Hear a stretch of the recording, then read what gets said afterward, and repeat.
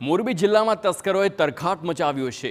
શિયાળાની ઠંડી વચ્ચે તસ્કર ગેંગ સક્રિય થઈ અને મોરબીના ઔદ્યોગિક વિસ્તારમાં તસ્કરોએ આંટાફેરા કર્યા છે તે સીસીટીવીમાં કેદ થયા છે। રાજપર રોડ પર આવેલ કારખાનાના દરવાજા નજીક 3 શખ્સોએ ચોરીને તેનો પ્રયાસ કર્યો હતો અને આખી ઘટના સીસીટીવીમાં કેદ થઈ છે। તસ્કરોએ 5થી વધારે કારખાનામાં ચોરીનો પ્રયાસ કર્યો અને છેલ્લા કેટલાક દિવસથી મોરબી અને આસપાસના વિસ્તારોમાં તસ્કરો આંટાફેરા કરી રહ્યા છે। તે આંટાફેરા તેના આખા દ્રશ્યો સીસીટીવીમાં જોવા મળી રહ્યા છે।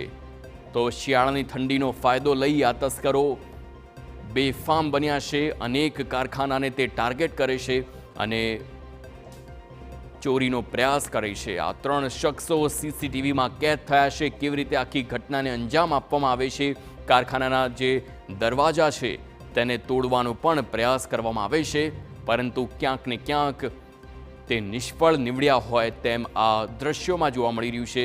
હાલ શિયાળામાં કડકડતી ઠંડી